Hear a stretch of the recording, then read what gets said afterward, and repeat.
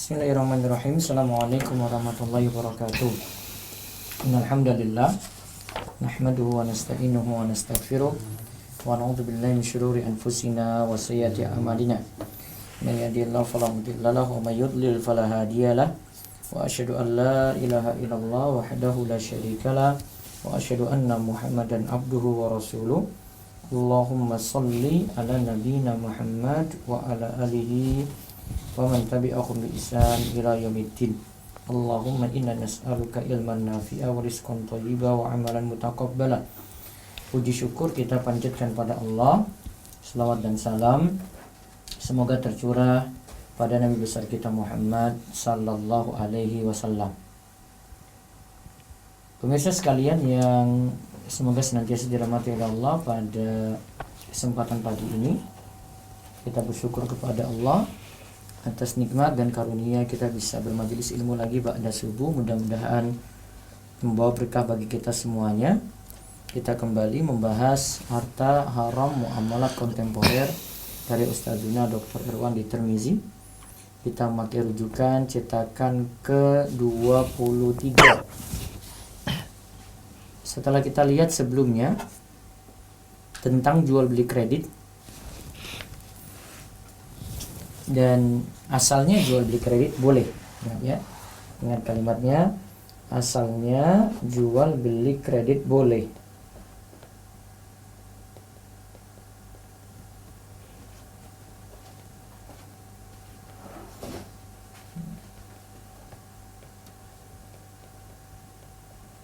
Asalnya jual beli kredit boleh. Namun ingat ya, ada syarat-syaratnya. Di situ bukan melegalkan riba, lalu barang sudah dimiliki penjual, sudah serah terima barang dari pihak pertama sebelum kasih ke konsumen. Jadi sudah dimiliki penjual, kemudian barang tersebut sudah diserah terimakan. Jadi dia sudah pegang barang tersebut, sudah qabad sebelum menyerahkan kepada konsumen. Kemudian bukan jual beli emas, perak, mata uang, dan juga tidak jual beli utang dengan utang.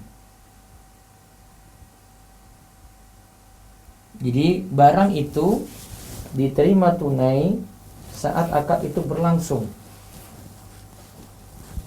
Terus transaksi dibuat harga 1 itu jelas, besar angsuran itu jelas, jangka waktunya juga jelas.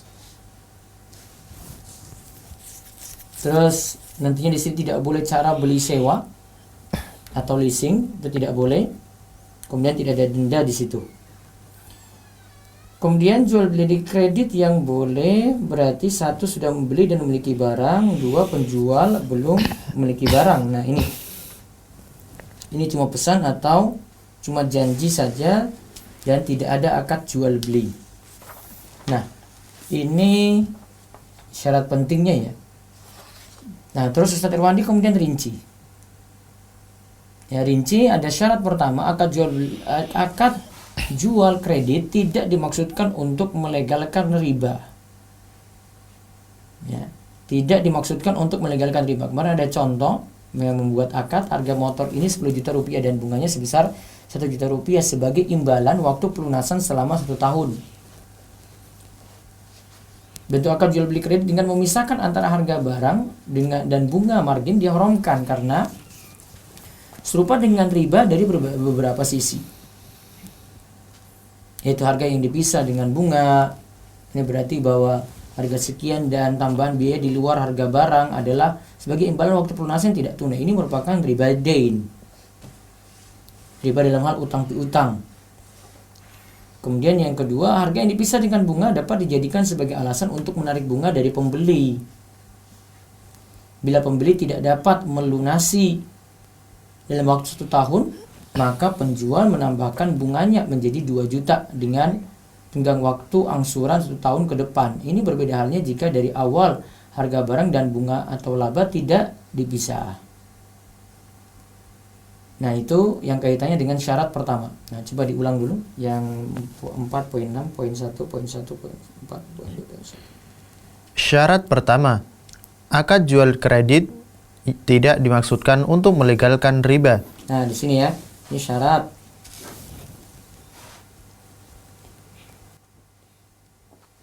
Syarat pertama, tidak melegalkan riba. Ya, baca. Di antara bentuk riba dalam jual beli kredit yaitu memisahkan antara harga barang dan margin yang diikat dengan waktu dan bunga dalam akad. Seperti penjual dan pembeli membuat akad, harga motor ini 10 juta rupiah dan bunganya sebesar 1 juta rupiah sebagai imbalan waktu pelunasan selama 1 tahun. Nah, harga motor terus juga ditetapkan ada bunga.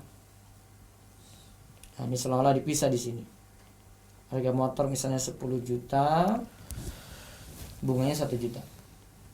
Ya, terus Bentuk akad jual beli kredit dengan memisahkan antara harga barang dan bunga atau margin diharamkan karena serupa dengan riba dari beberapa sisi. nah, satu coba kita lihat. Harga yang dipisah dengan bunga. Ini berarti bahwa harga sekian dan tambahan biaya di luar harga barang adalah sebagai imbalan waktu pelunasan yang tidak tunai. Ini jelas merupakan riba dain. Nah, tetap bunga tadi dianggap sebagai imbalan untuk waktu pelunasan.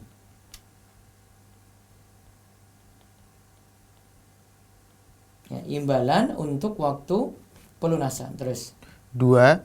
Harga yang dipisah dengan bunga dapat dijadikan sebagai alasan untuk menarik bunga dari pembeli. Bila pembeli tidak dapat melunasi dalam waktu 1 tahun, maka penjual menambahkan bunganya menjadi 2 juta dengan tenggang waktu angsuran 1 tahun ke depan. Ini berbeda halnya jika dari awal harga barang dan bunga laba tidak dipisah. Nah, kalau harga barang dan bunga atau laba itu tidak dipisah, artinya jadi satu. Nah, ini lebih aman. Ya, kalau ini dipisah, nanti kalau telat lagi, ditambahkan lagi bunga. Ya, bunga karena tambahan waktu pelunasan. Ya, jadi alasannya jadi tambah lebih banyak lagi bunga tersebut. Jadi bunga, dan alasan kedua bunga bisa jadi bertambah banyak.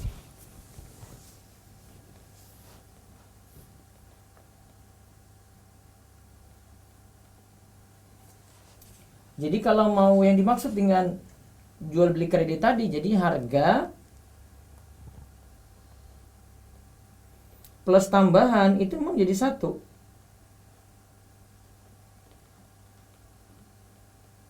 Jadi misalnya cashnya 20 juta. Nah, karena ada tambahan waktu dinaikkan jadi 5 juta lagi tambahan, jadi 25 juta. Namun cicilannya ini dia pokoknya suruh bayar 25 juta, misalnya cicil 25 kali. Ya, cicil 25 kali. Maka sudah jadi satu kesatuan. Beda kalau harga jualnya sendiri, terus ya, untuk bunganya sendiri. Nah, coba kita lihat keterangan dari divisi fikih OKI. Haramnya penjualan kredit dengan cara ini telah diputuskan oleh Majma' Al-Fiqih Al-Islami Divisi Fikih OKI dalam Muktamar ke-6 di Jeddah, Arab Saudi tahun 1990 tentang jual beli kredit nomor 53 dalam kurung 6/2 yang berbunyi, menurut tinjauan syariat tidak boleh menyatakan dalam akad jual beli tidak tunai pemisahan harga barang dan bunga atau margin yang diikat dengan lamanya waktu pelunasan, baik kedua belah pihak sepakat dengan rasio bunga tertentu ataupun dengan bunga yang ditetapkan oleh bank sentral negara tersebut. Nah, bukan di sini tidak boleh akad jual beli tidak tunai ada pemisahan harga barang dan bunga atau margin. Nah, ini berarti merupakan satu kesatuan. Karena kalau tadi nanti dipisah, nanti bunganya bisa bertambah lagi, bisa bertambah lagi, bisa bertambah lagi. Nah, ini bentuk hilah atau ya pengelabuan atau akal-akalan yang pertama seperti itu. Nah, ini tidak boleh. Terus kita bahas lagi kasus yang lainnya, yaitu bai'inah. Coba. Bai'inah. Di antara akad jual beli kredit yang masuk dalam kategori pelegalan riba adalah bai, jual beli inah.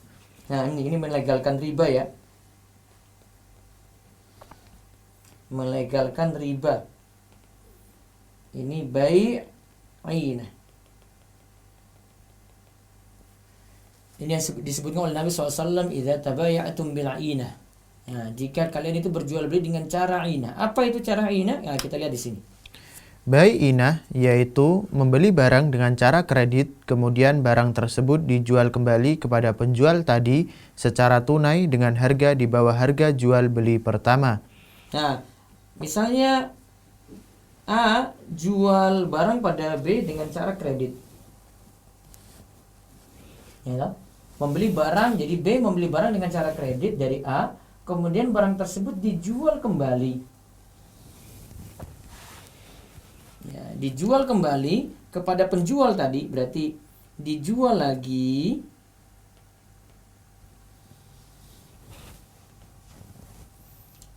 kepada si A, dijual balik kepada si A secara tunai. Misalnya ini motor ya. Motor misalnya kreditnya dia suruh nyicil sampai 25 juta tadi. Harga motornya kalau tunai 20 juta, maka dia jual kembali 20 juta. Dengan harga ya tadi ya, dengan harga di bawah harga jual beli pertama. Jadi A jual motor pada B dengan kredit tidak tunai 25 juta. Kemudian B jual lagi pada A dengan cara tunai, dibayar langsung 20 juta. Ada selisih, ada margin di situ. 5 juta. Dijual yang kedua, dijual balik itu dengan harga di bawah. Maka ini sebenarnya hilah. Artinya gini, si A ini sejatinya meminjamkan uang pada B berapa? 5 juta rupiah. Nah, itu tidak boleh. Coba kita lihat penjelasannya dulu. Ya. Terkadang seseorang yang tidak mendapatkan uang tunai untuk menutupi keperluannya dan dia tidak mau melakukan riba, dia datang kepada pemilik barang lalu membelinya dengan cara kredit. Kemudian barang tersebut dijual kembali kepada pemilik pertama dengan cara tunai di bawah harga beli kredit. Dengan demikian, dia mendapatkan uang tunai dan akan dibayar dengan cara dicicil yang jumlahnya lebih besar dari uang tunai yang diterimanya. Nah, dia cicil yang jumlahnya lebih besar, ingat ya. Cicilannya kalau dalam jual beli ini itu cicilan lebih besar daripada atau dibanding dengan ya uang tunai yang diterimanya. Jadi kan dia jual lagi, dia dapat uang tunai 20 juta. Uang tunai yang diterima.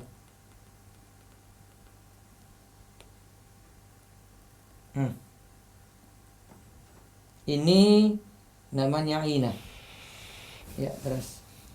Misalnya, A datang ke sebuah showroom B dan membeli motor seharga 13 juta rupiah dengan angsuran 1 juta per bulan. Ya. Setelah A menerima motor dijual kembali kepada showroom B seharga 10 juta rupiah tunai. Berarti dia dapat uang tunai 10 juta rupiah, namun dia harus mencicil tadi dengan cicilan 1 juta per bulan ya sampai 13 juta. Berarti dia cicil lebih banyak. Maka di situ showroom dia punya selisih 3 juta rupiah. Ya, terus.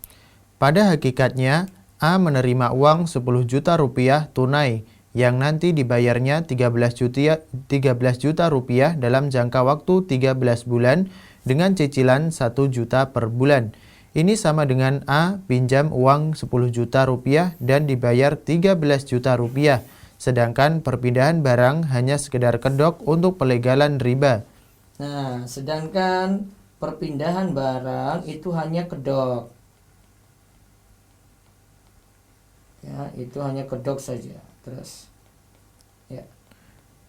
Bentuk lain dari inah atau aks al-inah A menjual rumahnya kepada B seharga 100 juta rupiah dibayar tunai oleh B. Nah, A jual rumah pada B seharga 100 juta rupiah.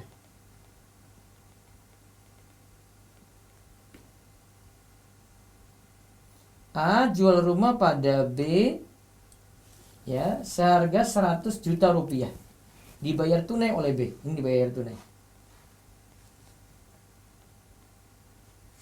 Ya, terus Kemudian A membeli kembali rumah tersebut seharga 130 juta rupiah diangsur selama 3 tahun. nah lihat. B ini jual kembali pada A. Tapi dengan jual kembali di sini nyicil angsur ya, angsuran 3 tahun nyicil itu jadi 130 juta rupiah. Ya, terus. Maka A tetap memiliki rumahnya dan di waktu yang sama dia memiliki utang kepada B sebesar 100 juta yang akan dibayar dengan cara angsuran sebesar 130 juta. Nah, jadi si A tetap memiliki rumah. Dan di waktu yang sama dia memiliki utang kepada B sebesar 100 juta yang akan dibayar dengan cara angsuran sebesar 130 juta rupiah. Ya, terus. Dalam kasus aks al-inah yang mendapat uang tunai adalah pemilik barang, kebalikan ainah di mana yang mendapat uang tunai adalah pihak yang tidak memiliki barang. Nah, di sini A ini yang dapat tunai, dapat uang tunai.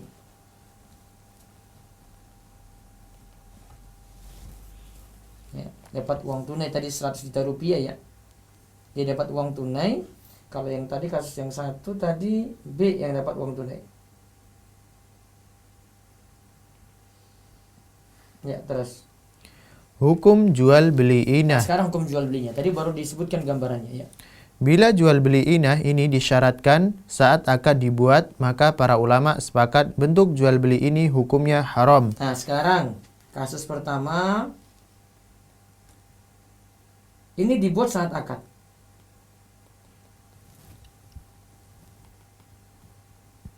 Dibuat saat akad. Jadi saat akad sudah perjanjian dengan Ina yang tadi kita sebutkan contohnya. Nah, terus Sekalipun mazhab Syafi'i membolehkan inah, akan tetapi dalam bentuk inah yang disyaratkan mereka tetap mengharamkannya. ya, terus As-Subki berkata, bila disyaratkan dalam akad atau bahwa pembeli harus menjual kembali barang yang dibelinya secara kredit kepada penjual dengan cara tunai dengan harga di bawah harga kredit, akad ini batal. Tidak ada perbedaan pendapat ulama mazhab Syafi'i. bila disyaratkan dalam akad. Jadi tadi yang masalah itu sekalipun mazhab Syafi'i membolehkan Ina, tapi dalam bentuk Ina yang disyaratkan mereka tetap mengharamkannya. Jadi kalau pakai syarat awal tidak boleh. Atau dibuat saat akad ya disebutkan sebagai syarat.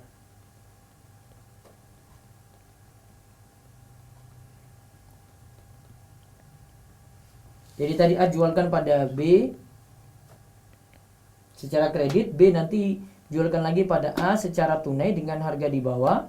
Nah ini kalau pakai syarat awal tidak boleh. As-Subki katakan bila disyaratkan dalam akad. Ya, bila disyaratkan dalam akad bahwa pembeli harus menjual barang yang dibelinya secara kredit kepada penjual dengan cara tunai dengan harga di bawah kredit, akad ini batal. Tidak ada perbedaan pendapat ulama mazhab Syafi'i. Ingat ya, tetap dalam mazhab Syafi'i pakai syarat. Maaf, tetap mazhab Syafi'i ini menyebutkan kalau ini disyaratkan di awal nggak boleh. Nah, terus. Berdasarkan ini, maka buyback arrangement atau BBA salah satu produk bank syariah yang pernah dijalankan di Malaysia, hukumnya haram menurut kesepakatan para ulama berdasarkan takhrij dan dari kesepakatan di atas, termasuk ulama mazhab Syafi'i. Nah, termasuk dalam mazhab Syafi'i juga sebenarnya terlarang. Ya. Jadi dalam mazhab Syafi'i itu menyatakan kalau ini disyaratkan di awal maka tidak boleh. Terus dan juga termasuk aks inah fatwa DSN nomor 31/DSN MUI /6/2002 tentang pengalihan hutang alternatif 1 bunyi fatwa tersebut. Yang pertama, LKS memberikan qard kepada nasabah. LKS Lembaga Keuangan Syariah yang memberikan qard kepada nasabah. Terus Dengan qard tersebut nasabah melunasi kredit atau hutangnya, dan dengan demikian aset yang dibeli dengan kredit tersebut menjadi milik nasabah secara penuh. ya, terus 2. Nasabah menjual aset dimaksud angka 1 kepada LKS, dan dengan hasil penjualan itu nasabah melunasi qardnya kepada LKS.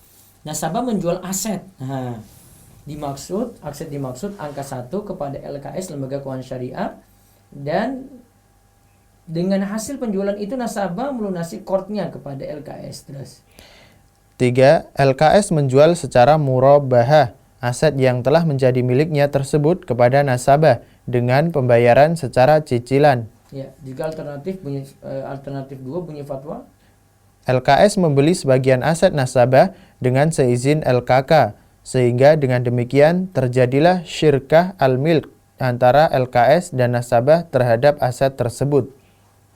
terus bagian aset. Bagian aset yang dibeli oleh LKS sebagaimana dimaksud angka 1 adalah bagian aset yang senilai dengan hutang atau sisa cicilan nasabah kepada LKK.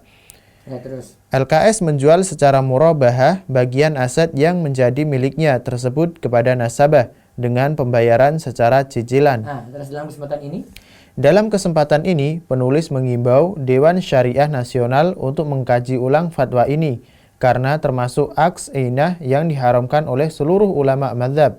aks inah juga diharamkan oleh seluruh ulama mazhab. Terus Adapun jika inah tidak dipersyaratkan dalam akad, maka para ulama berbeda pendapat dalam hal ini. adapun jika inah tidak dipersyaratkan, jadi awal itu dia tidak syaratkan.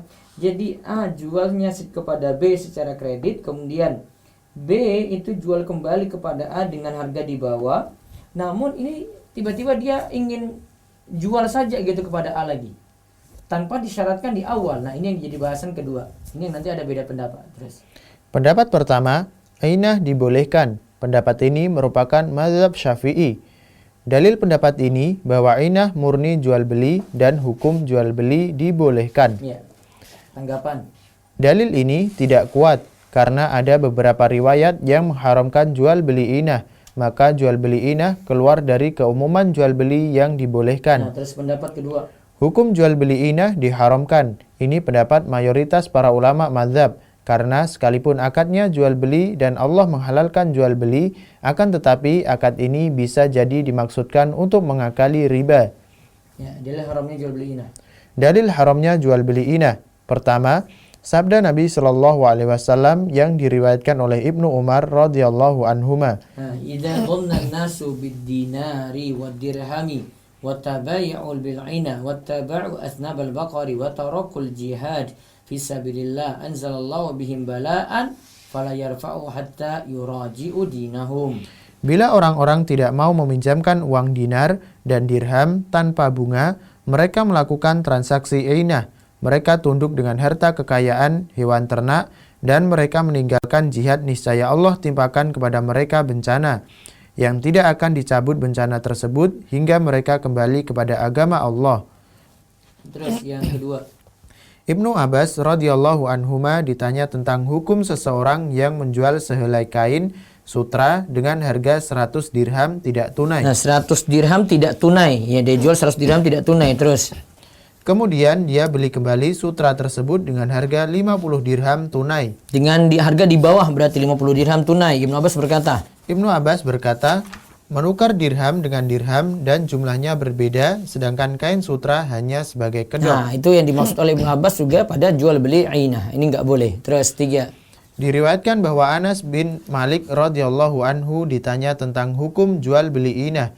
Ia berkata, sesungguhnya Allah tidak bisa ditipu. Ini jual beli yang diharamkan Allah dan Rasulnya. Nah, terus yang keempat. Juga diriwayatkan bahwa istri Zaid bin Arqam bertanya kepada Aisyah radhiyallahu anhum tentang jual beli yang dia lakukan. Dia menjual budaknya kepada Zaid seharga 800 dirham dibayar tidak tunai. Lalu Zaid menjual kembali budak itu kepada istrinya seharga 600 dirham dibayar tunai. Maka tadi 800 dirham tidak tunai, kemudian menjual kembali budak itu kepada istrinya 600 dirham dibayar tunai langsung. Maka Aisyah berkata, ini jual beli yang sangat buruk. Beritahukan Zaid bahwa di jihadnya bersama Rasulullah telah terhapus pahalanya kecuali ia bertaubat dari jual beli ini. Aisyah itu menuturkan tentang masalahnya jual beli tadi yang dilakukan oleh Zaid. Nah, ini tidak boleh. Terus Hadis dan fatwa-fatwa sahabat di atas sangat jelas menyatakan bahwa jual beli inah diharamkan karena bila bukan suatu hal yang diharamkan tentu mereka tidak akan melarang dan menjelaskan ancamannya. Bahkan Ibnu Abbas radhiyallahu anhuma jelas-jelas menghukumi jual beli ini dengan riba. Nah, Ibnu Abbas saja menghukumi jual beli ini dengan riba. Terus apakah termasuk inah juga bila A menjual rumahnya kepada B dengan cara tunai, lalu B menyewakan rumah tersebut kepada A? Nah, gimana kalau A menjual rumahnya kepada B? Ya. Sekarang A jual rumah pada B. Ini jual. B sudah miliki kan? Terus B menjual rumahnya kepada B dengan cara tunai ya, jual tunai. Lalu B menyewakannya, B menyewakan lagi pada A. Ini bukan ini ya, jual beli ya, tapi menyewakan. Lalu B menyewakan lagi rumah tersebut kepada A. Nah, para ulama yang tergabung dalam Dewan Syariah Ar-Rajhi Bank Arab Saudi dalam keputusan nomor 102 memutuskan bahwa bentuk akad ini boleh bila dipisah antara akad jual beli dan sewa dan tidak disyaratkan dilakukan satu paket dan tidak dimaksudkan untuk mengakali riba. Nah, yang penting tidak satu paket antara jual dan menyewakan. Artinya kalau sudah jual jangan syaratkan lagi menyewakan gitu. Jadi tidak satu paket dan tidak dimaksudkan untuk akal-akalan riba. Jadi syaratnya itu tidak satu paket ya, dan bukan akal-akalan untuk riba. Ya, terus. Maka bila bertujuan untuk pembiayaan dalam bentuk riba, sebagai contoh B mengetahui bahwa A sangat membutuhkan uang tunai dan B tidak mau memberikan pinjaman kecuali dalam bentuk akad ini tidak dibolehkan. Nah, taib. Jadi masih boleh ya seperti tadi ya. A jual pada B dengan tunai, kemudian B menyewakan lagi kepada A, intinya masih boleh. Nah, sekarang yang ada ini dibahas biasanya dengan tawarruk. Ya, tawarruk. Ya, baca. Dalam bai inah di atas, pembeli kredit menjual kembali barang yang dibelinya kepada penjual. Bagaimana jika pembeli menjual barang tersebut secara tunai di bawah harga yang ia beli secara kredit kepada pihak ketiga yang tidak ada hubungannya dengan penjual pertama? Nah, sekarang ini jualnya pada pihak ketiga, bukan pada pihak yang tadi dia itu beli gitu. Jadi jika pembeli, ini ada pembeli,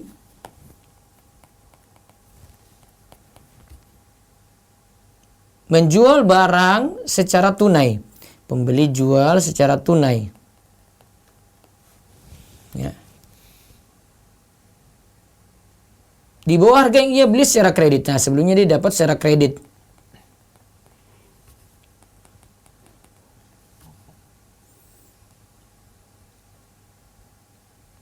Jadi barangnya itu masih kredit, namun dia jual lagi secara tunai.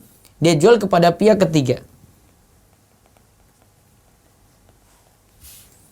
Yang tidak ada hubungannya, ini pada pihak ketiga, yang tidak ada hubungannya dengan penjual pertama.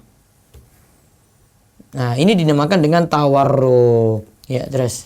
Akad ini dibolehkan oleh mayoritas para ulama. Juga difatwakan boleh oleh Lembaga Fatwa Kerajaan Arab Saudi Fatwa nomor 19297 yang ditandatangani oleh Syekh Abdul Aziz bin Bas, Profesor Dr. Sholih Al-Fauzan, dan Dr. Bakar Abu Zaid berbunyi, soal, mohon penjelasan tentang tawarruk dan apa hukumnya. Jawab, tawarruk yaitu membeli barang dengan cara tidak tunai. Nah, ini, jadi ada warung beli barang itu tidak tunai. Ini sering ini dilakukan ya. Dia Misalnya beli barang secara tidak tunai, terus kemudian dijual kembali kepada pihak ketiga dengan harga tunai. nah dia jual lagi dengan cara tunai. Warung ini jual lagi pada pihak ketiga namun dengan cara tunai. Ya, terus Tawarruk dibolehkan oleh mayoritas para ulama. ya. Bentuk akad ini murni akad jual beli yang tidak dimaksudkan mengakali riba, dan Allah telah menghalalkan jual beli. Wa halallahu al-bai'a wa harrama riba. Allah telah menghalalkan jual beli dan mengharamkan riba. Al-Baqarah 275. Dengan demikian, maka tawarruk hukumnya boleh. Tawarruk hukumnya boleh. Terus tawarruk masrofi bank. Sekarang tawarruk bank, ya. Karena akad tawarruk hukumnya mubah, maka pada awal tahun 2000 banyak bank-bank unit syariah di Saudi Arabia menerapkan transaksi tawarruk. Di antaranya unit syariah Bank Samba, cabang Citibank, unit syariah Bank SABB, cabang HSBC, unit syariah Bank ANB, unit syariah Bank Saudi Hollandi, unit syariah Bank Jazeera. Pembiayaan melalui produk ini mencapai 60% dari operasional bank-bank unit syariah. Ya, terus Para peneliti perbankan syariah membagi tawarruk masrofi atau bank berdasarkan asas kerjanya menjadi dua bagian. ya. Yang pertama, tawarruk hakiki, Yang pertama tawarruk hakiki.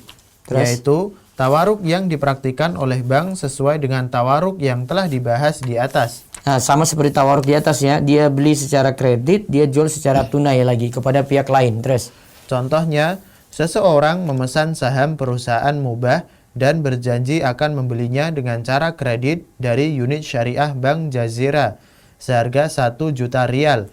Maka bank membeli saham yang dipesan dari bursa pasar modal. Setelah saham diterima bank, maka bank menjualnya ke pemesan dan menyerahkannya ke portofolio pembeli. Kemudian pembeli menjual saham tersebut di bursa pasar modal seharga 800.000 rial tunai. nah, 800.000 rial tunai. Ya, terus Hukum tawarruk masrofi ini boleh berdasarkan hukum bolehnya tawarruk menurut mayoritas para ulama. tadi jadi dia itu belinya, dia berjanji akan membeli tadi ada saham ya perusahaan dan berjanji akan membelinya dengan cara kredit dari unit syariah Bank Jazeera misalnya dari 1 juta rial. Maka bank membeli, bank itu beli secara tunai, terus sudah bank miliki, kemudian diserahkanlah pada si pembeli tadi, kemudian dia jual dengan harga di bawah, jadi 800.000 rial secara tunai. Ya, tawarruk seperti ini boleh. Terus 2. Tawarruk munazham, munazam. Baik, baca.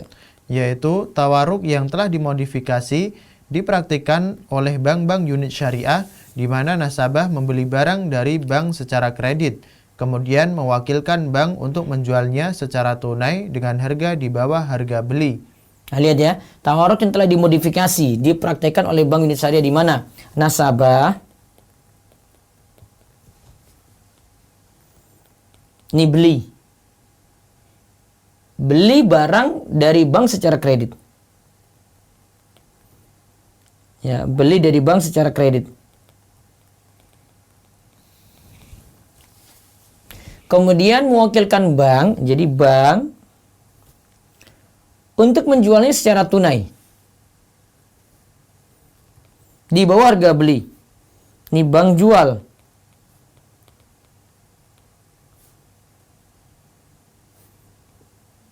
di bawah harga tunai. Ya, terus Misalnya, seseorang butuh uang tunai sebanyak 1 juta rial. Lalu dia datang ke bank untuk membeli barang tambang seperti besi dari salah satu bank unit syariah seharga 1.200.000 rial secara kredit. Bank membeli barang pesanan dari pasar komoditi internasional. Lalu nasabah mewakilkan pihak bank untuk menjualnya di pasar komoditi internasional dengan harga 1 juta rial tunai. Kemudian bank mentransfer uang penjualan barang 1 juta rial ke rekening nasabah atau menyerahkannya langsung. nah, tapi nanti dia beli, nasabah ini beli secara kredit dari bank. Ya. Taib, sekarang lihat. Tawarruk munadzam ini semenjak kemunculannya telah menjadi salah satu produk bank syariah yang kontroversial di kalangan para ulama. Sebagian para ulama, terutama yang duduk di Dewan Syariah di bank-bank syariah, menghalalkannya. Sebagian lagi mengharamkan dan menganggap produk ini hanya sekedar kedok untuk melegalkan riba, karena semua transaksinya hanya sebatas di atas kertas, tidak ada jual beli dalam bentuk real. Pembeli belum menerima barangnya, namun ia sudah dapat mewakilkan kepada pihak bank untuk menjualnya kembali. Pembeli kan belum menerima barang, namun dia sudah wakilkan kepada bank untuk jualkan gitu loh. Kan tadi dia datang, nasabah ini mau beli barang ya, barang tambang. Nah, suruh bank cari dulu. Ya, bank dia mau beli kan, bank kemudian cari dulu barang tadi, bank itu beli secara tunai, kemudian sudah punya, dia jual, bank ini jual kepada nasabah. Jadi bank sudah punya, kemudian dia ya jual lagi. Padahal tadi mau dibeli secara kredit gitu. Ya, terus baca. Hakikat muamalah ini, nasabah menerima uang 1 juta rial tunai dari bank dan wajib membayar utang 1.200.000 rial dengan cara angsuran. Maka pada tanggal 17 Desember 2003, Al-Majma' Al-Fiqih Al-Islami, Divisi Fikih Rabithah Alam Islami mengeluarkan keputusan mengharamkan produk ini dalam muktamarnya di Mekah. Nah, jadi ada produk-produk di bank syariah pun ini yang dikritisi oleh para ulama gitu. Terus keputusan tersebut berbunyi, setelah mendengarkan penelitian yang disampaikan seputar tema Tawarruk Munadzam, mendiskusikan dan membahasnya, maka muktamar memutuskan sebagai berikut. Yang pertama, bahwa tawarruk munadzam hukumnya tidak dibolehkan dengan alasan sebagai berikut. 1. Penjual atau bank dalam akad ini mewajibkan dirinya, kewajiban ini baik tertera dalam perjanjian akad ataupun tidak, untuk bertindak sebagai wakil dari pembeli atau nasabah untuk menjual barang ke pihak lain. Hal ini menyebabkan transaksi ini hampir sama dengan jual beli inah yang diharamkan syariat. 2. Dalam praktik akad tawarruk munadzam ini sering terdapat pelanggaran persyaratan sah sebuah jual beli, yaitu tidak terdapat dalam akad ini serah terima fisik barang antara penjual dan pembeli. 3. Bentuk real dari produk ini, pihak bank memberikan pembiayaan uang tunai dan dibayar oleh nasabah berlebih dengan cara angsuran, sedangkan akad jual beli pada umumnya hanyalah sebatas tampak luarnya saja. Produk ini berbeda dengan tawarruk atau hakiki yang dibolehkan oleh para ahli fikih terdahulu, karena dalam tawarruk hakiki memang terjadi pembelian real barang secara kredit. Fisik barang diterima oleh pembeli dan barang menjadi tanggung jawab pembeli. Kemudian ia menjualnya dengan harga tunai ke pihak ketiga. Ada kemungkinan ia berhasil atau tidak berhasil menjualnya. Selisih antara harga kredit dan tunai berada di tangan pembeli, bukan bank. Sehingga tidak terdapat celah untuk dikatakan membayar pinjaman secara berlebih. B. Muktamar merekomendasikan agar seluruh bank syariah untuk menghindari produk yang diharamkan dalam rangka ketaatan kepada Allah. Dengan penuh hormat, Muktamar menghargai usaha bank-bank syariah menyelamatkan umat dari praktik riba. Maka dari itu, Muktamar merekomendasikan agar bank-bank tersebut menggunakan produk muamalat yang benar-benar dibolehkan syariat, tanpa harus menggunakan produk muamalat semu yang pada hakikatnya hanyalah pemberian kredit dengan pengembalian berlebih atau riba. Hukum haramnya tawarruk masrofi juga diperkuat oleh keputusan Majma' Al-Fiqih Al-Islami, Divisi Fikih Oki nomor 179/5/19 2009 yang berbunyi, tawarruk munadzam dan aksh tidak dibolehkan karena dalam akad ini terdapat kesepakatan antara pihak yang memberikan pembiayaan dan pihak yang menerima pembiayaan secara jelas atau tersirat atau berdasarkan tradisi yang berlaku untuk mensiasati mendapatkan uang tunai yang nantinya dibayar lebih. Ini adalah riba. Nah, baik. Itu yang kita bahas.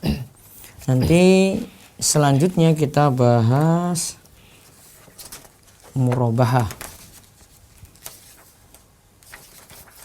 Sebentar.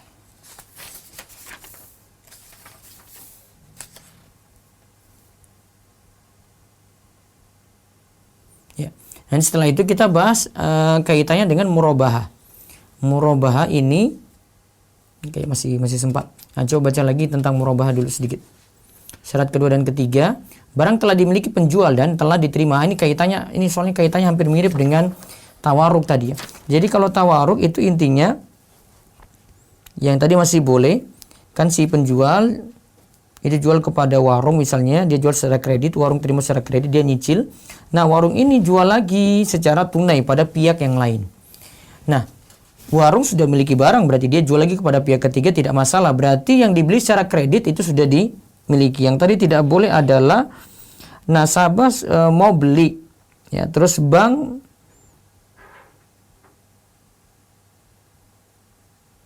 kemudian bayar secara tunai lagi. Dia cari barang itu, kemudian bayar secara tunai, kemudian dia jual lagi secara tunai kepada nasabah. Nah, nasabah itu akhirnya bayar secara cicilan di situ. Ya, itu yang dimaksud dengan munazam tadi, tawaruk yang telah dimodifikasi, di mana nasabah membeli barang dari bank secara kredit, ya, secara kredit. Kemudian mewakilkan bank untuk menjualnya. Jadi bank menjualnya padahal belum punya barang tadi. Kan mau beli, ya, bank untuk menjualnya secara tunai dengan harga di bawah harga beli. Ya. Nah, ini yang tidak dibolehkan. Nah, sekarang kita bahas masih nyambung dengan ini murabahah. Barang telah dimiliki penjual dan telah diterima. Kan syarat kedua dan ketiga ini barang telah dimiliki penjual dan telah diterima terlebih dahulu sebelum dijual. Nah, ini kaitannya dengan murabahah dan ada beberapa solusi jual beli kredit di sini dari Ustadz Irwandi. Ya, baca. Murabahah. Murabahah dalam istilah para ulama fikih terdahulu yaitu bagian dari jual beli amanah, di mana penjual menyebut harga pokok barang dan mensyaratkan laba sekian kepada pembeli. Nah, lihat ya, murabahah ini adalah istilah para ulama dulu, bagian dari jual beli amanah, di mana penjual menyebut harga pokok barang.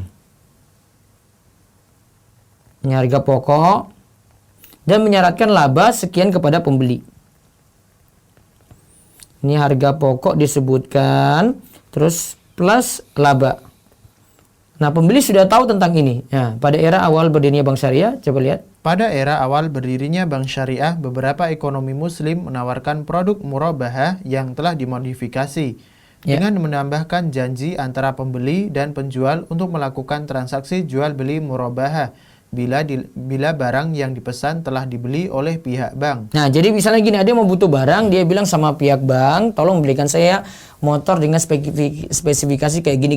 Nah, terus bank itu beli, ya, dengan mencari keuntungan di situ, serahkanlah kepada si pembeli. Nah, ini namanya murabahah. Ya, ini murabahah. Namun lihat nanti ada syarat-syaratnya. Dilanjutkan. Maka nama jual beli murabahah yang sudah dimodifikasi ini berubah menjadi murabahah lil amir bisyira. Ya, murabahah di mana ada perintah untuk membelikan sesuatu. Contoh Murabahah lil amir bisyira, sebuah rumah sakit membutuhkan alat-alat kesehatan. Pihak rumah sakit mendatangi lembaga keuangan syariah untuk mendapatkan pembiayaan yang sesuai dengan syariah. Lembaga keuangan syariah tidak akan memberikan uang, akan tetapi berjanji untuk membeli alat-alat kesehatan yang dibutuhkan dan menjualnya ke pihak rumah sakit. Ya. Setelah alat-alat kesehatan dimiliki dan diterima lembaga keuangan syariah, maka dijual ke pihak rumah sakit dengan bentuk murabahah, yakni pihak pertama menjual alat-alat kesehatan ini dengan harga pokok sebanyak 700 juta rupiah umpamanya, ditambah laba 30% dalam bentuk jual beli kredit yang akan dilunasi selama 2 tahun, sebanyak 8 kali pembayaran. Ya. Kemudian alat-alat kesehatan tersebut diserah terimakan ke pihak rumah sakit. Ya, terus murabahah? Murabahah merupakan urat nadi produk investasi perbankan syariah. Dr. Sulaiman Al-Ashqor memperkirakan bahwa pada dekade tahun 80-an, hampir 90% dari investasi bank-bank syariah dalam bentuk pembiayaan murabahah. Nah, jadi murabahah ini yang ada banyak di bank syariah berarti. Ya, terus. Namun dari sisi kemajuan ekonomi, produk ini tidak memberikan andil yang cukup berarti.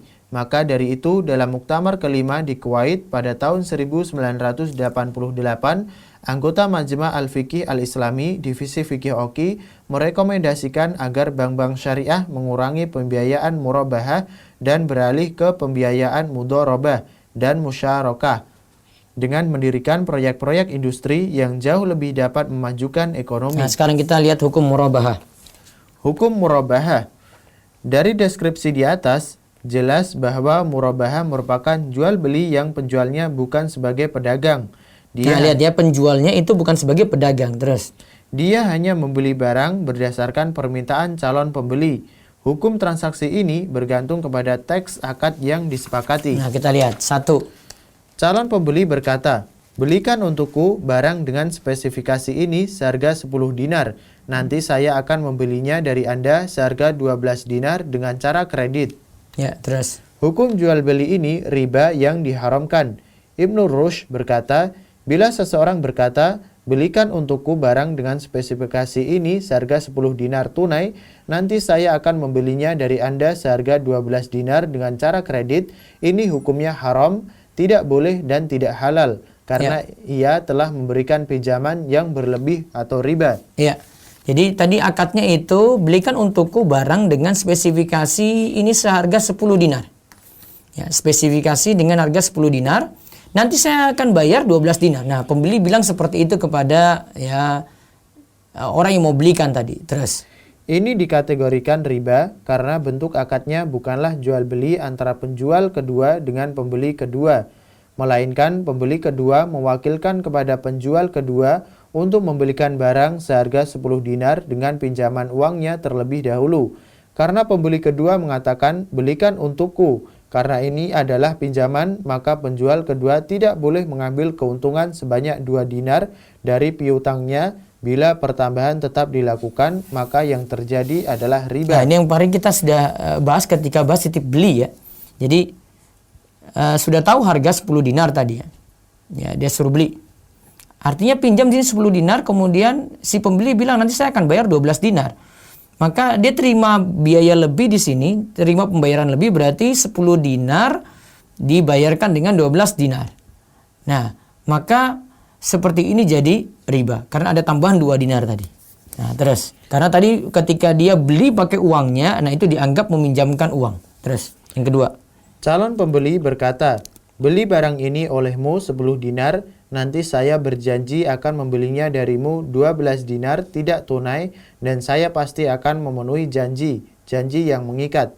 Hukum murabahah bentuk ini. Ini beli barang ini, nih, kamu beli barang ini nih 10 dinar. Nah, terus nanti saya berjanji akan membelinya darimu lagi, nanti saya beli lagi gitu. Nah, dia jual 10 dinar, terus dia janji nanti beli lagi 12 dinar. Tidak tunai. Ya, tidak tunai. Dan saya pasti akan memenuhi janji, yaitu janji yang mengikat tadi. Nah, coba lihat di sini, ini hukum murabahah yang lainnya lagi. Hukum murabahah bentuk ini diperselisihkan oleh para ulama kontemporer. Pendapat pertama, sebagian ulama kontemporer berpendapat bahwa janji dalam fase ini boleh dibuat mengikat atau ilzami, di mana kedua belah pihak tidak boleh menarik diri. Ini merupakan pendapat Dr. Yusuf Al-Qardawi dan Dr. Sami Hamud, dan juga merupakan fatwa DSN nomor 04/DSN MUI /4/2000 tentang murabahah. Ya. Kedua, ketentuan murabahah kepada nasabah. Nasabah mengajukan permohonan dan perjanjian pembelian suatu barang atau aset kepada bank. Jika bank menerima permohonan tersebut, ia harus membeli terlebih dahulu aset yang dipesannya secara sah dengan pedagang. Bank kemudian menawarkan aset tersebut kepada nasabah dan nasabah harus menerima atau membelinya sesuai dengan perjanjian yang telah disepakatinya, karena secara hukum perjanjian tersebut mengikat. Kemudian kedua belah pihak harus membuat kontrak jual beli. Ya. Dasar dari pendapat ini adalah sebagai berikut. Nabi bersabda, La dharara wa la dirar. tidak boleh melakukan perbuatan yang membuat mudarat bagi orang lain, baik kepermulaan ataupun balasan. Nah, lihat ya tadi, tapi jual belinya mengikat. Suruh beli, bank kemudian menawarkan aset tersebut kepada nasabah, dan nasabah harus menerima, nggak boleh menolak. Kemarin kalau kita bahas tentang titip beli itu, ya maaf, ketika kita bahas yang kaitannya dengan jual beli online itu ya, barang belum dimiliki, ya, ketika itu kan baru pesan saja, pesan kepada reseller. Kalau belum punya barang ya, pesan kepada reseller. Ketika barang belum ada, dia pesan. Setelah itu barang sudah tersedia stok, baru dia itu jual. Ya. Nah kalau ini yang kemarin kita bahas tidak masalah. Kalau cuma pesan, namun kalau mengikat di awal, nah ini jadi masalah. Masalahnya seperti di sini nih. Namun kalau dari pihak DSN tadi, menurut Ustaz Irwandi yang beliau nukilkan juga fatwanya di sini, dalilnya ya nggak masalah mengikat tadi, la doror wala dirar. Terus bila janji dalam fase ini, Bila janji dalam fase ini tidak boleh dibuat mengikat, akan berakibat kerugian bagi pihak penjual. nah takutnya merugikan pada pihak penjual. Terus Karena setelah barang ia beli dengan mudahnya, pembeli menarik janji untuk melangsungkan akad. nah sekarang tanggapan dari Ustaz Irwandi. Beliau berarti tidak setuju di sini ya. Ya. Cara berdalil ini sangat lemah, karena kerugian dalam fase ini tidak harus diatasi dengan mengikat janji untuk membeli. Iya. Banyak alternatif lain yang telah dijelaskan oleh para ulama terdahulu, di antaranya Ibnu Nah, Ibnu Qayyim Qayyim kasih solusi untuk hal ini. berkata, apa solusi untuk seseorang yang memerintahkan orang lain untuk membeli sebuah rumah dengan harga 1.000 dirham dan dia berjanji akan membelinya darinya dengan harga 1.100 dirham? Ya, dia suruh beli harga 1.000 dirham. Terus nanti dia siap bayar 1.100 dirham, ditambahkan 100 dirham. Terus Jika orang yang diperintahkan telah membelinya, sedangkan ia khawatir dengan resiko bahwa setelah rumah dibeli, pembeli kedua mengingkari janjinya. ya. Jawab, hendaklah pembeli pertama meminta khiyar syarat dari penjual pertama, bahwa dia berhak mengembalikan barang yang telah dibeli seandainya pembeli kedua mengingkari janjinya. Nah, makanya yang kemarin kita bahas dalam jual beli online yang itu belum ada stok, ya. Dia terima pesanan dulu, ya sekaligus buat khiyar syarat. Khiyar syarat dengan yang punya barang. Nanti kalau seminggu misalnya dia tidak jadi beli, saya mohon bisa dikembalikan lagi barang ini. Jadi solusinya itu bukan dengan mengikat janji di awal, dipaksa untuk beli ketika barang ini sudah datang. Namun ya solusinya itu adalah buat khiyar syarat dengan yang punya barang gitu. Nanti suatu waktu bisa dikembalikan dengan jangka waktu misalnya 3 hari, 7 hari seperti dijelaskan sebelumnya. Terus Banyak dalil-dalil dari Al-Quran dan Sunnah yang mengharuskan seorang Muslim memenuhi janjinya dan menyebut orang yang tidak memenuhi janji dengan munafik. Nah, di sini Ustaz Irwandi sebutkan lagi alasan fatwa dari DSN tadi, kemudian beliau sanggah lagi tanggapan. Dalil ini juga tidak kuat karena janji yang wajib dipenuhi tersebut adalah janji dalam hal kebaikan dan bukan janji untuk melakukan akad jual beli. Adapun janji untuk melakukan akad jual beli sama statusnya dengan tawar-menawar yang tidak ada keterikatan untuk melanjutkan akad.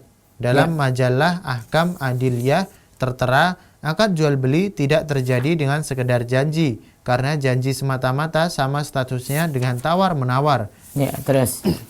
Pendapat kedua, mayoritas ulama kontemporer berpendapat bahwa janji dalam fase ini tidak boleh dibuat mengikat atau ilzami. Boleh saja ia mengingkari janjinya untuk membeli. Ini merupakan keputusan Majma' Al-Fiqih Al-Islami, Divisi Fikih Oki nomor 40 sampai 41 dalam kurung 2/95 3/95 tahun 1988 yang berbunyi. Nah, jadi di sini ulama ia mengatakan akad tadi tidak boleh mengikat. Jadi pembeli minta kepada pihak bank misalnya untuk belikan motor, ya. Kemudian pihak bank itu mencari. Nah, awal ini tidak mengikat dulu. Tidak mengikat dulu, ketika sudah ada barang, ya, kemudian tawarkan lagi mau dibeli ataukah tidak, ya. Di sini tidak boleh memaksa. Nah, kalau memaksa di sini artinya mengikat, ini tidak dibolehkan kalau menurut pendapat yang kedua. Coba kita lihat fatwa dari Fikih Oki, dibaca berbunyi. Janji dari kedua belah pihak, penjual, pembeli, syarat kedua belah pihak mendapat hak untuk memilih, melanjutkan atau membatalkan akad. Namun, bila janji ini mengikat... Sebentar, tadi kalimatmu kurang. Janji dari kedua belah pihak, penjual, pembeli dalam transaksi murabah lil amri bisyira boleh dengan syarat kedua belah pihak mendapat hak untuk memilih, melanjutkan atau membatalkan akad. Terus namun bila janji ini mengikat dan tidak boleh menarik janjinya, maka hal ini tidak dibolehkan, karena janji yang mengikat sama dengan akad, dan akad atas barang yang belum dimiliki hukumnya bertentangan dengan larangan Nabi menjual barang yang belum dimiliki. Ini kaitannya kan dengan sebelumnya ini, kalau sudah mengikat, padahal barang kan belum dimiliki oleh pihak bank. Ya, jadi tidak boleh mengikat sejak awal. Terus landasan pendapat ini. Landasan pendapat ini bahwa yang dilihat dalam akad adalah hakikatnya dan bukan namanya. Nah, lihat hakikatnya bukan namanya. Ya, terus jangan cuma terpengaruh dengan nama murabahah saja. Lihat akad sejatinya itu apa. Maka bila janji itu bersifat mengikat, maka hukumnya sama dengan akad. Dan akad yang dilakukan oleh pihak penjual kedua adalah akad yang batal karena dia telah melakukan akad menjual barang yang belum dimiliki. Berdasarkan sabda Nabi Shallallahu Alaihi Wasallam, La tabi' ma laysa indak. jangan engkau jual barang yang belum engkau miliki. Nah, terus keputusan ini juga merupakan standar yang diterapkan oleh AAOIFI dalam Mikyar Murabahah pasal 2.3.1 yang berbunyi, dokumen janji atau yang sejenisnya mengandung perjanjian tidak boleh dibuat mengikat kedua belah pihak, lembaga keuangan dan nasabah, karena perjanjian yang mengikat kedua pihak menyerupai akad jual beli sebelum barang dimiliki. Ya, terus. Nah, jadi awal tidak boleh mengikat, ya. Jadi yang salahnya di sini karena janjinya itu yang mengikat tadi. Kalau tadi yang pertama itu belikan untukku barang dengan spesifikasi ini seharga 10 dinar, nanti saya akan membelinya dari Anda seharga 12 dinar dengan cara kredit. Nah, ini juga tadi masalah lagi. Ya. Tadi ada fatwa dari Ibnu Rushd, ya. Nah, sekarang kita lihat lagi pendapat ini juga sesuai dengan pendapat Imam Syafi'i. Ingat, ini pendapat Imam Syafi'i juga ada beliau bawakan. Apabila seseorang langsung baca artinya. Apabila seseorang menunjuk sebuah barang kepada orang lain seraya berkata, engkau beli barang ini, setelah itu aku akan membelinya darimu serta memberimu keuntungan. Orang yang diperintahkan boleh membelinya. Adapun orang yang mengajukan permintaan beli dalam khiyar boleh beli atau tidak. Jika keduanya pada tahap pesanan pertama mengikat janji dengan pemesanan, maka akadnya batal. Karena yang terjadi adalah menjual belikan barang yang belum dimiliki penjual. Nah, ini kaitan dengan titip beli lagi yang seperti kita bahas kemarin. Jadi kalau sudah mengikat awal, itu menjual barang yang belum dimiliki penjual. Ya, maka untuk amannya yang tadi sudah terlanjur berikan barang yang disuruh, maka buat khiyar syarat dengan pemilik barang. Terus dari pendapat ini sangat kuat dan inilah pendapat yang terkuat dalam hal ini. Nah, terus calon pembeli berkata, ini bentuk ketiga lagi murabahah. Calon pembeli berkata, beli barang ini olehmu 10 dinar. Nanti saya berjanji akan membelinya darimu 12 dinar tidak tunai dan saya tidak harus memenuhi janji atau janji tidak mengikat. Nah, kalau ini janji tidak mengikat di sini.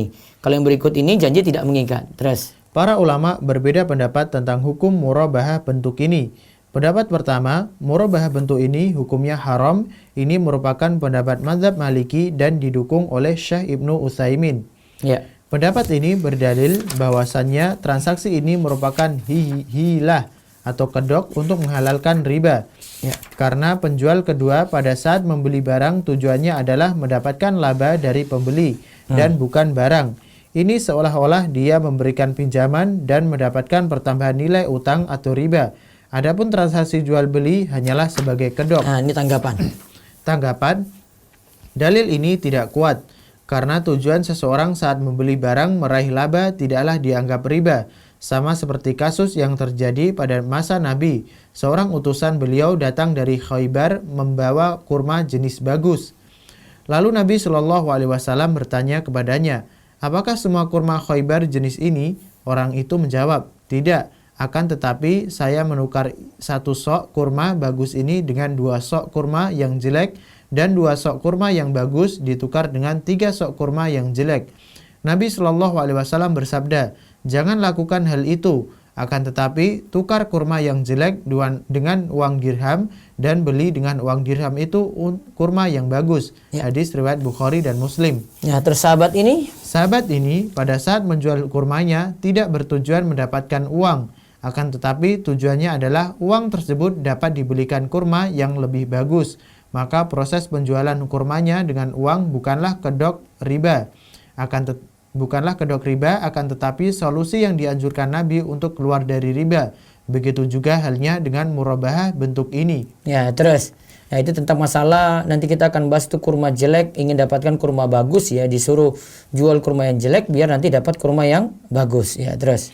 Pendapat kedua, Murabahah bentuk ini hukumnya boleh. Ini merupakan pendapat mayoritas para ulama mazhab dan ulama kontemporer. Nah, jadi murabahahnya tidak mengikat, berarti suruh beli pada si A ini cari barang.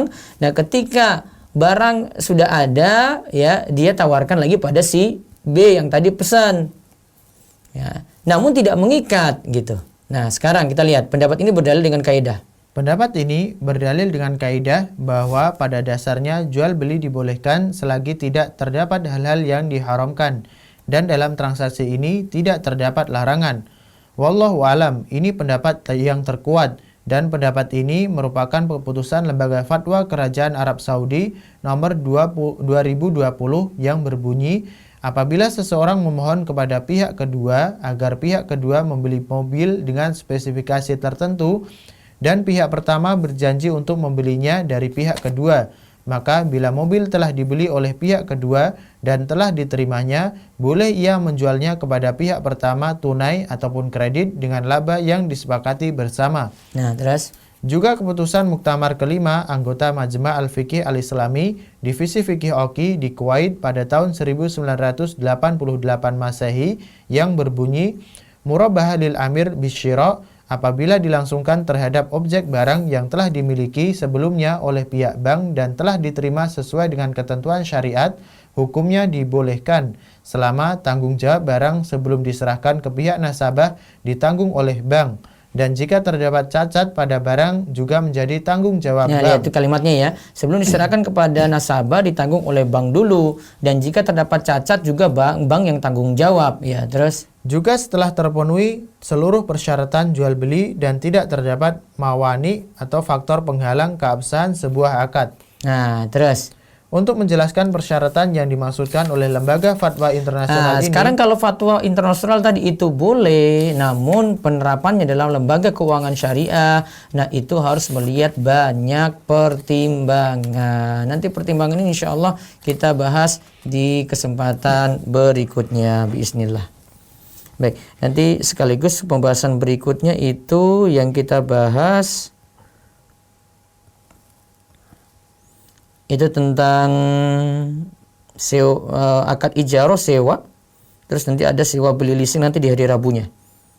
Baru nanti tentang solusi Islam untuk kredit macet. Ya. Berarti kita masih bahas tentang masalah murabahah tadi ya, murabahah, kemudian akad ijarah atau sewa itu pada pembiayaan multi jasa. Nah, baru setelah itu bahas leasing. Ya.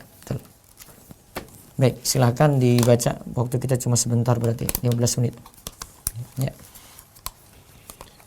Yang mau bertanya nanti bisa di 0812 281 85131 sama di Zoom nanti siap-siap. Monggo WA dulu. Bismillah, Ustadz izin bertanya. Yang pertama, apa boleh mengkreditkan barang yang keuntungannya 50% dari harga?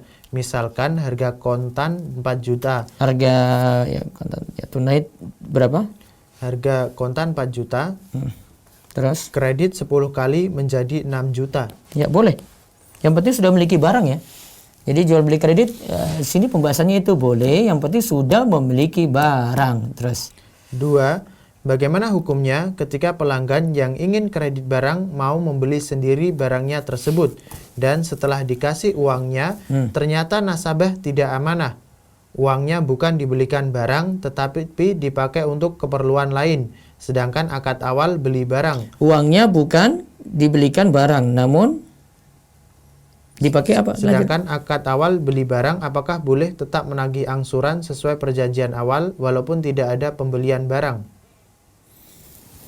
Ya risikonya kalau itu angsuran ya tetap nagihnya tidak boleh ada riba tambahan di dalam gitu. Ini bukan masalah jual beli barang ya, karena barangnya akhirnya dia tidak miliki di sini karena itu utang uang. Ya, terus. Apa hukumnya jika kita titip membeli makanan melalui GrabFood kepada teman yang menggunakan voucher promo khusus pembayaran menggunakan OVO? Nah, itu pembayarannya yang masalah, maka tidak boleh. Karena pembayarannya itu ada titipan di OVO, kemudian dia dapat diskon atau keuntungan di situ. Baik. Ada telepon langsung? Ya, baca dulu ya. Apa hukumnya dana kredit usaha rakyat dari pemerintah yang dicairkan melalui bank? Mohon pencerahannya. Ya, sama saja kredit, kalau situ kembalikan lebih, ini berupa uang, maka statusnya riba. Terus walaupun dikatakan kredit usaha rakyat. Terus ada. Assalamualaikum. Ya, dengan Pak siapa di mana? Ya, Pak Heru, monggo. Ji. Pertama tadi yang di penjelasan utama awal tadi kita beli kredit, kartu kredit, terus boleh dijual dengan orang ketiga. Iya, orang ketiga. Tersebut. Iya. Boleh tadi ya. Boleh. Itu kayak warung-warung kan kayak gitu biasanya. Dia nggak bayar tunai dulu, nanti dia jual ke konsumen itu tunai, ya konsumennya kan pihak ketiga. Dia beli barang tidak tunai itu. Jadi barang yang sudah dibeli secara kredit tadi sebenarnya sudah jadi milik dia gitu. Tinggal dia nanti nyicil saja. Dia boleh jual langsung kepada pihak lain. Ya, terus? Cuma kasusnya seperti ini, Tat. Umumnya kalau misalnya saya beli motor gitu tadi ya, kan saya kredit. Biasanya kan motor itu kan jadi jaminan juga, sekaligus jadi jaminan. Artinya mungkin dari sisi STNK-nya ditahan gitu ya. Yeah. Nah, itu apakah ketika motor kita jual itu juga sah juga, Tat? Beli motor STNK-nya ditahan. Terus ketika dijual itu gimana? Dia nggak punya STNK berarti yang pihak ketiga itu? Ya makanya kan biasanya kan seperti itu kan. Kalau kita beli kredit motor atau kredit rumah itu kan nggak semuanya. Misalnya rumah itu kan juga biasanya kan surat-suratnya kan ditahan oleh bank misalnya seperti itu ya tadi ya. Gitu kan. Nah, kalau kita rumah itu kita jual, kira-kira boleh nggak, Tat? Asalnya kalau jual sih boleh, tapi masalahnya bukan di situ saja Pak Heru. Itu memindahkan ini nanti, memindahkan, kalau itu ada riba berarti dia memindahkan riba pada pihak ketiga berarti. Tapi bayarnya, tetap bayar tunai ya? Iya, itu tetap tunai bayarnya.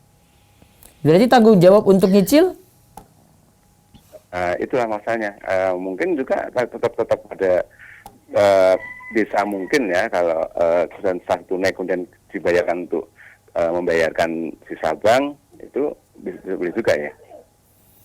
Ya bisa saja dia tunai dibayarkan dulu, nanti dia saya beli rumah ya harga 100 juta misalnya. Terus kemudian saya jual misalnya jadi 125 juta atau mungkin kurang.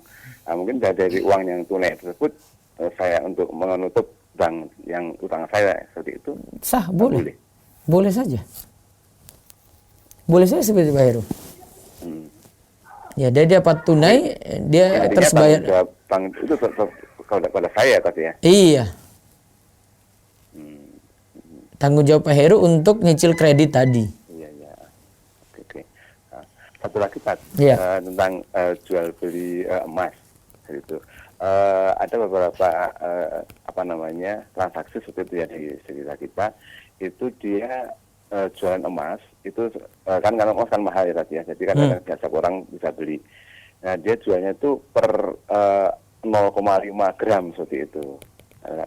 Nah, kemudian itu kan jadi murah ya, dan kita bisa beli, bisa kita tabung gitu. Dan setelah terkumpul berapa ini kan kita jadikan utuh seperti itu kan. Nah, dari satu sisi saya pernah dengar bahwa jual beli emas itu minimal 1 gram. Apakah itu benar, Tat? Enggak ada syarat kayak gitu. Enggak ada syaratnya. Syaratnya cuma kalau beli tunai gitu, cash ya dan biadin. Jadi nggak ada syarat minimal. Nggak ada syarat minimal. Nggak ada.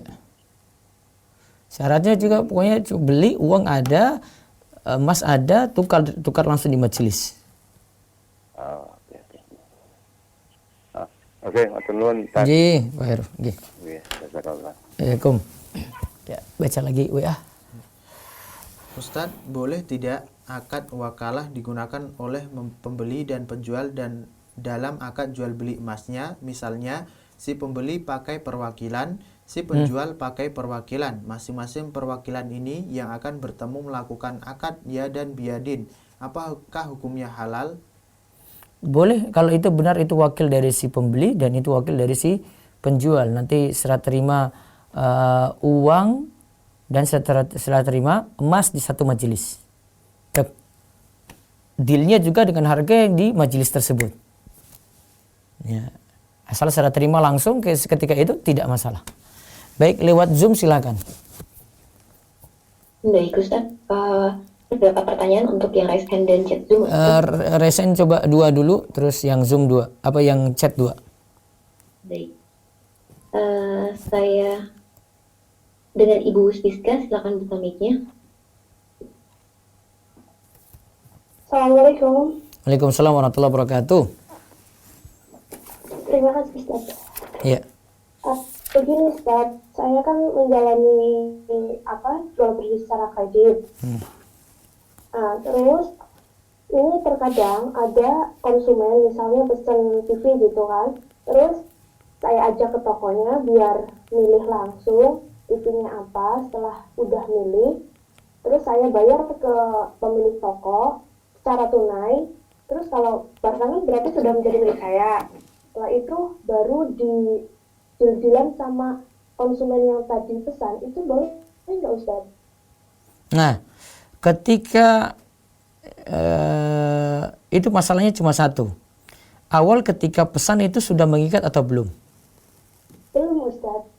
Jadi maksudnya ketika seandainya sudah sampai toko, dia cari barang, mungkin ibu sudah beli, ya, ibu sudah deal dengan pemilik toko. Terus dia, aduh bu, maaf bu, saya secara timbang-timbang ini darurat, saya kayaknya batalkan, ini nggak bisa. Kalau memang bisa seperti itu berarti tidak mengikat. Jadi masalahnya cuma mengikat atau tidak? Oh begitu, berarti kalau nggak mengikat meskipun si calon pembeli tadi ikut ke toko nggak apa-apa Ustaz? Iya, nggak apa-apa. Masalahnya cuma mengikat atau tidak mengikat. Kalau mengikat berarti ibu belum punya barang, ibu sudah tetapkan di awal itu. Terus baru bawa situ cari barang gitu. Karena belum punya barang sudah mengikat, ilzam. Nah ini nggak boleh kalau dalam istilah tadi itu. Namun kalau belum mengikat, ya sudah ayo jalan. Ya. Nanti ketika itu beli sudah diterima oleh ibu, ya. Kemudian nanti serahkan ke dia.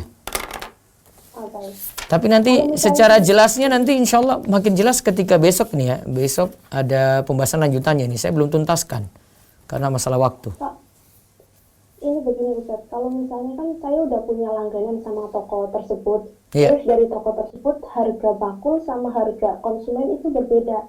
Nah ketika saya membayar dengan harga bakul, tapi kami jual ke konsumen presentasi dari harga pasaran, bagaimana Ustaz?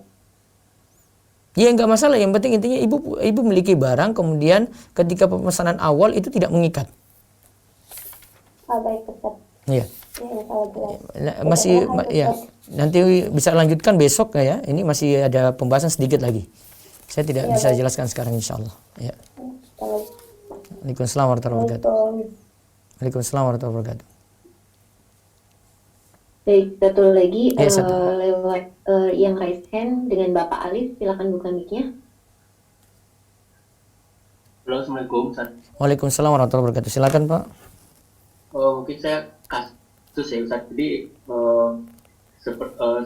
punya tentang modal yang terjamin kayak gitu.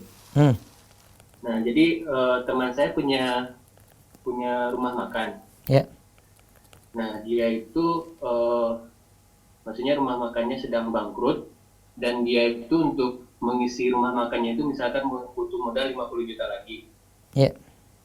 Nah, jadi saya sebagai investornya kayak saya kasih 50 juta. Nah, terus dia itu mungkin saya hitung-hitung kalau misalkan dia perabot dan lain-lain itu misalkan harga 50 juta juga. Ya. Nah, terus kan dia maksudnya butuh operasional bulanan kayak gitu kan. Nah, apakah solusinya biar ini nggak riba, dia itu ngambil untuk operasional dia, maksudnya untuk dia hidup gitu, apakah dari keuntungan rumah makannya atau dari saya itu udah dianggarkan selama 12 bulan misalkan dia operasionalnya berapa kayak gitu. Tetapkan seperti itu. Gimana? Kan kita sama-sama modal 50 juta dengan dia itu, Oh. dengan skill yang dia punya, dengan perabot yang dia punya gitu. Kalau saya kan cuma ngasih uang aja kayak gitu. Tapi dia kan untuk start awal kan dia mungkin bisa jadi restoran misalkan rumah makan itu masih kosong gitu. Tapi kan dia tetap butuh operasional hidup dia kayak gitu. Ya, Untuk terus pemasukan dia. untuk operasional diambil dari mana? Nah itu saya bingung nih untuk operasional dia itu apakah dari duit yang 50 juta yang saya invest itu atau dia berhutang kepada atas kesepakatan kita gitu. Jadi nanti setelah bagi hasil nanti hutang yang operasional itu di margin yang dia persentase yang dia terima misalkan 50% nanti dikurangi operasional yang dia ambil setiap bulannya. Baik, tadi berarti Bapak 50 juta cuma pasang modal saja, terus dia juga 50 juta, tetapi dia sekaligus juga pelaku usaha. Enggak, dia dihargai 50 juta itu karena skill dia memasak sama perabot yang dia punya, bukan uang kayak gitu. Skill dia masak aja, berarti dia tidak ada modal sama sekali, cuma skill sama Nah, perabotan iya. yang dia punya Dia kan- gitu ya. Dia kan nggak punya uang gitu saatnya. Tapi kan dia butuh operasional bulanan juga buat hidup gitu kan. Kan kita nggak tahu nih apakah start awal itu apakah rumah makannya rame atau tidak gitu kan. Iya. Nah, solusi buat dia apa gitu, maksudnya dia dapat uang untuk dia menghidupi keluarganya seperti apa gitu. Bapak transaksi dengan dia itu mau mudorobah berarti ya? Nah, ya bagi hasil tapi Sebenarnya ada yang bisa Bapak lakukan sih. Yang pertama, ada bisa Bapak pekerjakan dia, jadi dia karyawan gitu kan. karyawan. Di samping dia punya maksudnya dia punya modal juga di sana. Ya biarin, tapi statusnya Bapak sewa dia gitu untuk kerja. Resikonya kalau tidak untung Bapak ya memang resikonya situ, tapi tetap bayar dia itu sebagaimana karyawan. Oh, PGJ. Ya, bisa juga pakai akad ya ji'ala, yaitu dari hasil penjualan. Kalau penjualannya tinggi, Bapak bisa kasih gaji dia berapa, kalau penjualannya rendah ya sudah gajinya sekian gitu. Bisa dengan gaji tetap, berarti jadi ijarah. Maksudnya gaji yang dia sekian itu berarti saya udah tetapkan minimal gajinya berarti saya.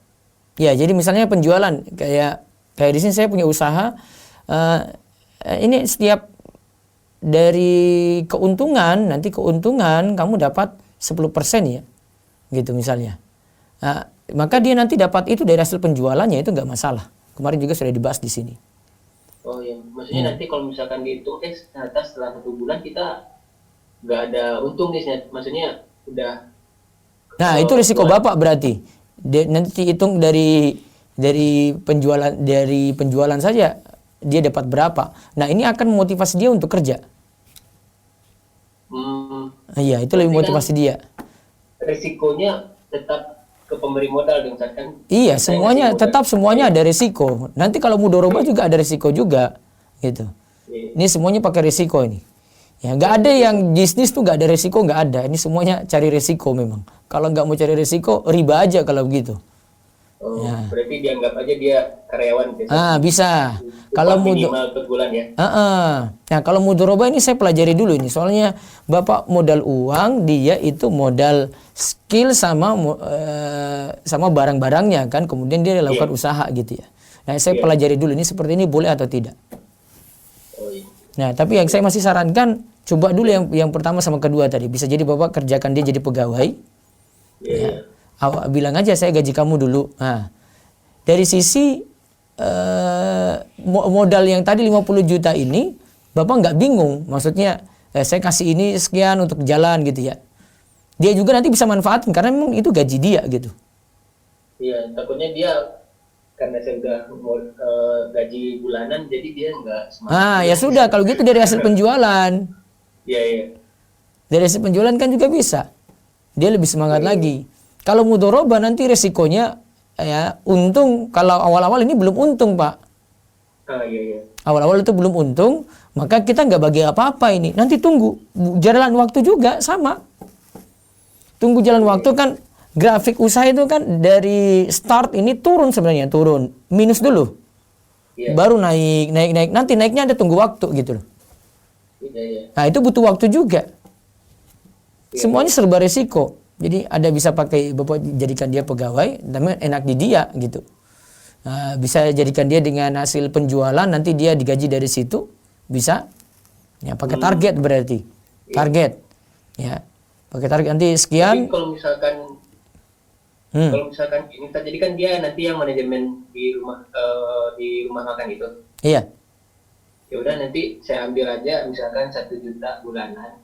Nanti setelah 1 tahun, misalkan kan kita 50-50 50%. Iya. Misalkan kita untung 100 juta, dia udah ambil 12 juta selama 1 tahun, dikurangi aja dia, anggap dia utang ke usaha kita kan, usaha barang ini gitu. Boleh nggak gitu, Ustaz? Papa ini aja uji kejujuran dia dulu deh, jangan mudoroba dulu deh. Oh iya. Iya, resiko mudoroba juga situ Pak. Kalau dia sekali Bapak kasih modal, dia pakai untuk bangun rumah, Bapak nangis-nangis nanti. Iya. Uji dia dulu, dia layak nggak untuk jalanin mudoroba? Karena ini usaha belum jalan, ini masih mau coba-coba ini. Oh, Kalau dari yang sistem yang tadi saya sebut ini lebih layak. Nggak coba-coba, memang dia harus pakai target gitu. oh iya. Kalau mudoroba coba-coba, wah Bapak tanamkan model ke dia, wah dia enak-enak saja pakai gitu. Kalau orang nggak amanat terus nggak skillnya juga masih coba-coba, belum punya pengalaman. Ya, beda kalau dia sudah punya pengalaman ya, Bapak tarik dia, oh, sudah kamu kerja sama saya aja, saya nanti ini ya modalin ya, kamu yang jadi, ya, kamu jalankan usahanya ya. Nah, itu baru enak itu jalan Pak usaha. Iya. Ini belum punya pengalaman, baru awal-awal, wah, jangan coba-coba seperti itu, saran saya. Wallahu a'lam. Oke, Ustaz. Oke. Baik, lewat chat dulu Bu, silakan. Baik Ustaz, Ya. pertanyaan via chat. Jika akad inah itu sudah terjadi sebelum ilmunya sampai, bagaimana cara bertaubat dari dosa tersebut? Ya, berarti ada selisih tadi. Kalau kita yang dapat untung, berarti ada selisih dari keuntungan yang kita dapat ya. Ribanya lah. Riba yang kita dapat. Tadi ada selisih 20 juta. 5 juta ini kita dapat untung di situ. Nah, 5 juta ini baiknya dibersihkan. Layaknya membersihkan harta riba. Gitu ya. Terus. Kemudian, kalau ada yang pinjam uang, tapi saya ingin keuntungan yang diberikan oleh peminjam sesuai kesepakatan. Apakah itu riba? Pinjam uang terus? Tapi saya ingin keuntungan yang diberikan oleh si peminjam sesuai kesepakatan. Apakah Riba? itu Ya riba, walaupun saling ridho. Riba itu nggak pada saling ridhonya gitu. Dari pihak kreditur dikasih gitu, tapi dikasih syarat awal dan ini ada keuntungan ditetapkan, yang debitur kreditur sama-sama sudahlah kita sama-sama senang kok. Nah, sama itu riba pembahasannya di sini masuk. Gitu ya. Baik, cukup WA dulu. Ustadz, misal teman suruh cari sepeda, ketika ada suruh foto dulu, kalau sesuai baru dia mau transfer uangnya. Baru dia transfer uangnya, berarti tidak mengikat dulu awal. Kalau mengikat, nah suruh harus deal, jadi ya ini pakai uang saya. Awas kalau kamu nggak jadi, itu namanya menjual barang belum dia miliki, karena dia belum beli. Ya, dia tidak boleh ambil fee dari situ, nggak boleh. Yang begini boleh nggak kalau saya menaikkan harga tersebut karena resiko kalau terjadi apa-apa saya juga terlibat, misal nggak jadi atau ada komplain rusak. Boleh, tapi awal tidak boleh mengikat. Itu pembahasan kita di sini insya Allah. Ya, baik. Telepon nggak ada ya? Ada satu, saya terima terakhir baru kita tutup. Ada? Assalamualaikum. Waalaikumsalam. Ya, dengan siapa di mana Pak? Budi di Depok. Ya, silakan. Mau nanya, gimana hukumnya kalau kita mau ngontrak tapi kontrakannya itu punya perumahan negara gitu, orang yang dikasih rumah ke negara itu kemudian diberikan untuk dikontrakkan. Coba lihat regulasinya dulu ya. Saya nggak paham regulasi perumahan negara kayak gini. Boleh nggak dipindah tangankan dulu? Halo. Coba jelas sekarang? Iya, jelas. Iya. tanya dulu secara regulasi ini menurut peraturan negara dibolehkan atau tidak? Kalau tidak dibolehkan dari negara, berarti dia lakukan akad yang nggak sah. Gitu aja. Saya belum tahu regulasinya. Coba nanti tanya, cari-cari tahu aja di internet, mungkin ada, atau yang bersangkutan bisa ditanya juga, atau yang lainnya yang ngerti ini bisa ditanya. Gitu ya. Baik. Iya. Merasa cukup? Ya, ada lagi? Ini ada properti dia syariah. Dia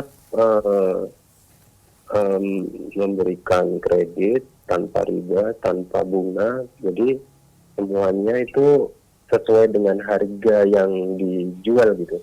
Semua harganya 300, kemudian dia ngambil untung 50 juta gitu. Ya. 350 juta, dan itu semua dijadikan dikurangi dengan DP, tinggal sisa angsurannya sejumlah yang DP-nya 50, jadi 300, tinggal 300. Kemudian itu yang dikreditkan gitu dengan jangka waktu tertentu gitu, gimana tuh? Apa yang dibeli tadi? Rumah. Iya. Si pembeli bilang ke bank syariah mau beli rumah ini gitu. Iya. Taib. Dari saat awal itu, Itu kayak agen properti gitu. Kayak agen properti, bukan bank. Oh, agen properti ya, taib. Agen properti ini ketika awal itu sudah punya barang belum? Belum, Ustaz, harus nyari dulu kita. Taib. Yang kedua, ketika pembeli datang berarti dia cari dulu ya? Sesuai pesanan, gitu ya? Iya. Taib. Ketika saat awal ini akadnya itu mengikat atau tidak mengikat. Jadi begini, ketika rumah sudah ada, bisa di cancel nggak? Misalnya dia sudah beli. Itu yang belum tahu, Ustaz. Nah itu. Masalahnya tadi yang kita bahas di situ. Jadi kalau misalnya dia terulah beli ya. Ini saya nganggap kasusnya kalau dia beli. Kalau dia tidak beli namun langsung apa istilahnya, langsung lemparkan ke kamu bayar nyicil gitu ya. Dan dalam keadaan dia aslinya pinjamkan uang. Nah ini beda gitu. Itu sudah jelas riba nanti. Tapi kalau dia beli, yes, deal. Ya. Awal akadnya dengan bapak itu tidak boleh mengikat awalnya. Iya. Kalau mengikat berarti saat dia deal dengan bapak, akadnya ilzam, mengikat, sedangkan barang dia belum punya. Kalau barang belum punya, dia jual beli barang yang belum dimiliki. Gitu ya. Kalau akhirnya dia naikkan, dia markup misalnya rumah 300 juta kemudian jadi 350 juta di situ, ya, maka kelebihan ini kelebihan dari utang sebenarnya. Gitu. Jadi masalah akad awal saja, itu akad awal mengikat atau tidak. Nah ini yang tadi kita bahas, ada perbedaan ulama di situ. Kalau akad awal yang itu mengikat, itu tidak boleh. Namun yang kalau tidak mengikat, ya itu jadi boleh. Namun ada aturan lagi nanti berikutnya, besok pagi akan dibahas insya Allah. Ya cukup ya. Baik, iya. Itu saja yang kita bahas untuk pagi ini. Mudah-mudahan manfaat dan Allah memberikan kita tambahan ilmu, ya, tambahan juga untuk memahami setiap yang kita pelajari, dan mudah-mudahan kita dianugerahkan dengan harta yang halal, dijauhkan dari yang haram. Subhanakallahumma bihamdika asyhadu an la ilaha illa anta astaghfiruka wa atubu ilaik. Assalamualaikum warahmatullahi wabarakatuh.